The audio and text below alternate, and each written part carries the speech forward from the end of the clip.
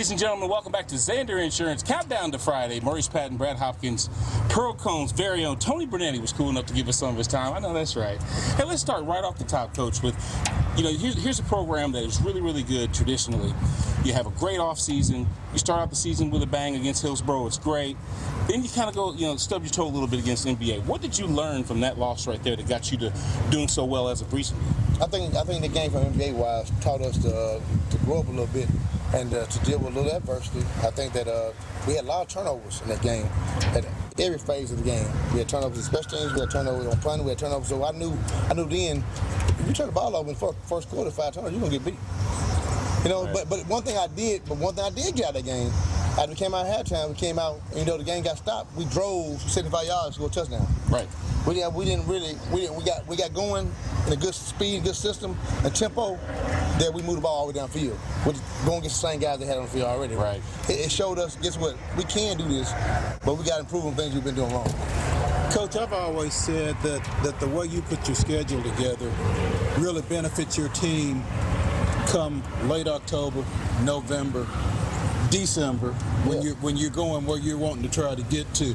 Talk about keeping a team together through, some tough games like last year. Y'all lost that game to Hillsborough, but you bounced and then you turned around and lost the next week to NBA, but you wind up in the state finals. Yeah, I guess that spurt was 2-4, and we lost some tight ball games. We controlled the game, but we made too many mistakes in that situation that caused us to lose that game. Hopefully, the rain will hold off. Right? I think you're all right. I think we're doing But going back to Santy I think that we played tight ball games and we competed. And what happened was every week we played against tough teams, no matter we compete and be losing tight ball games. My kids came back the following week and fought.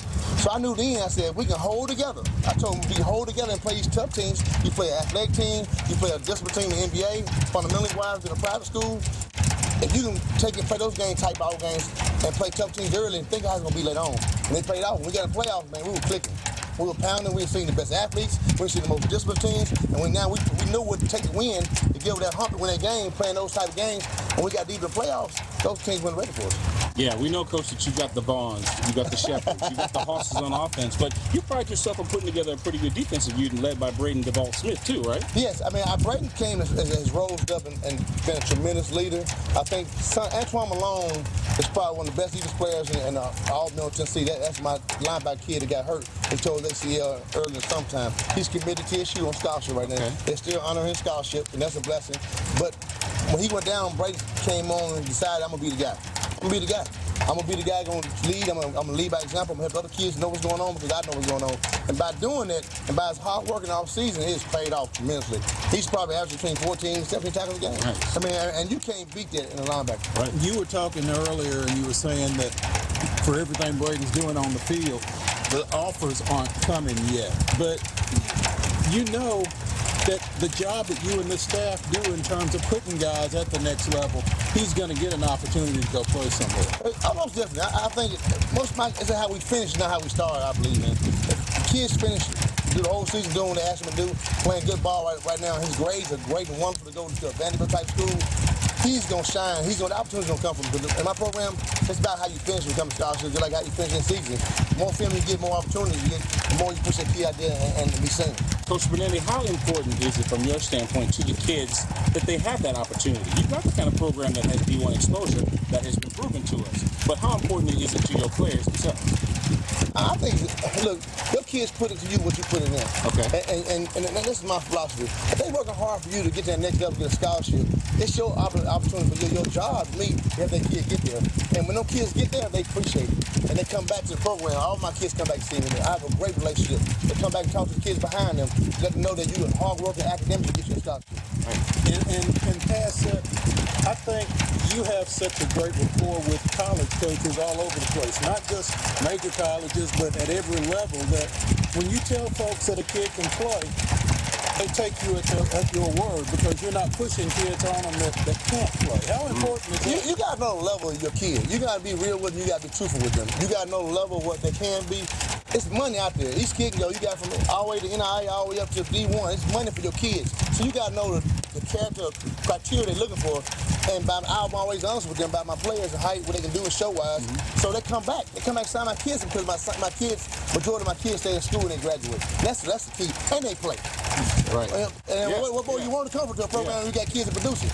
I like options. Yeah, matter of fact, you talk about producing. Yeah. See, we're at Pearl Cone Entertainment Magnet School. What that means is their curriculum's a little bit different. They do journalism, they do producing, they do music, they do videos, they do all these kind of things. I mean, let's talk about that as being another option for those kids other than just athletics. But at the same time, with all the things we offer them in the entertainment, the production, the marketing, the music, and even in those areas there, school gets scholarships. With Belmont has a little program connected with us. We get scholarships from the engineering part. The production studio has won Emmys for doing commercials for companies and different things. But those phases added with the academics makes us ideal. It makes us a diamond in the rough. Right. And your football guys are involved in a lot of that. All that. The music aspect. You'd be surprised. You see some of the most hardest guys out there singing their death out of it. They in the choir, they behind the mic, they the rapping, they singing, but they creating, or they publishing, they writing. Those are gifts. That's including football as well as in school doing the academics. Why not be here? Why not be at Pearl Cone High School?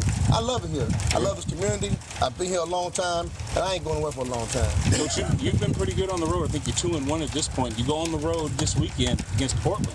So tell us about that challenge. I think going back, that's a district game. I mean, you play non-district, you get better for your district.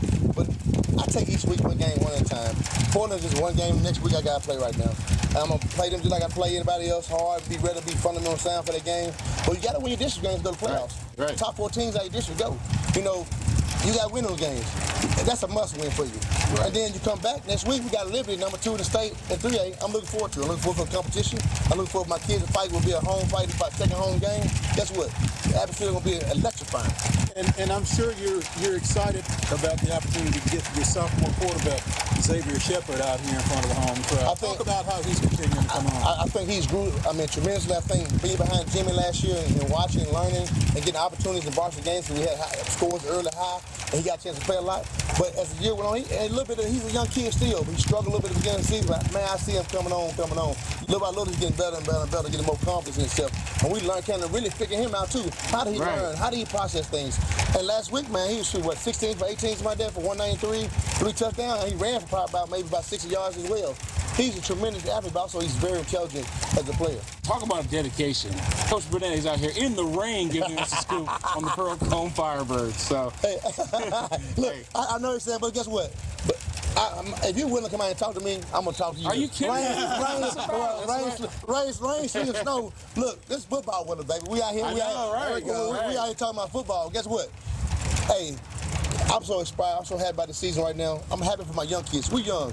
You think about this. We lost the whole offensive line. Right. We lost a big-time quarterback who's at Alabama State right now. Lose a 5-star wide receiver who's at North Carolina right now. And we still producing. Right. We got a whole nother young line that's growing, that's getting better every week. They got to grow too. They got to grow that quarterback. That quarterback got to gain confidence in them. And that's baby steps. We're taking baby steps. This is the long road to go to the state. My mindset, our kids' mindset, they gonna get back to the big dance. That's their mindset. That's their goal. We got whooped pretty bad last year. I ain't scared. Look. You gonna take some good ones, you gonna take some bad ones. But I'm not saying we got a bus whoop. But guess what? The kids have not forgotten that. The kids did not. It's hard to sell a kid on number 2 and you used to be in number 1. But right now, our kid mindset, they want another opportunity. Right. Let the dice roll. I mean, we take one game at a time, but they think they can get back there. Where's the paper ring at, Mo? I'm ready to run through right now. Look, I'm motivated. I'm fired up. I think that.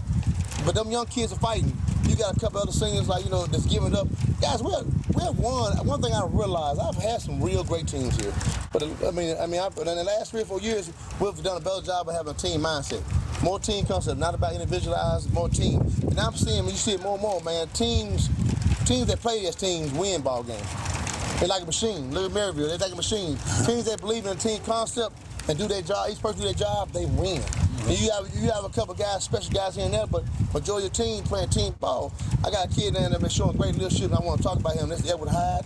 He plays DN for me. He ain't the biggest guy in the world, but he's pretty yoked up. But that guy give it to me 100% every day in practice, every day in the game, and never complain about anything. He might be hurt. You won't know he hurt, but he goes back there and give it up every week. But also he pushes his teammate in practice to give 110 in practice like you don't do in the game.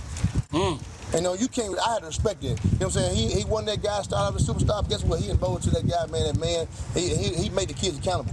And by doing that, it shows me when you make everybody accountable, the prime example is them W's, them wins. And you're going to win them type ball games when you're struggling. Between Braden and him, rising up, and those special skill guys we got on offense, we got some older skill guys. They all played last year. They all, most of them caught at least over 300 yards catching the ball last year. They bring a lot of experience, help the quarterback out. Those guys will win the game for you. You don't need your quarterback win the game. You need him to manage the game. Those guys got to make plays for you, and they make them plays right now, and I appreciate that. You know, that's bottom line.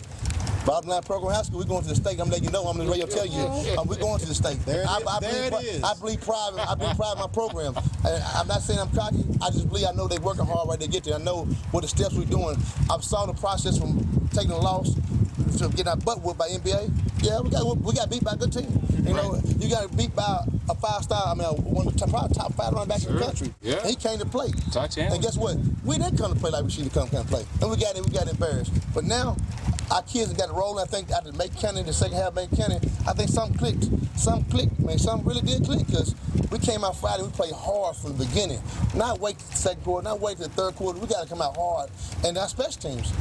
Man, I'll tell you right now, people don't read, I'm an old school guy. I believe offense, defense, special teams. If you control special teams and you win one of those other phases, you're going to win a ball game.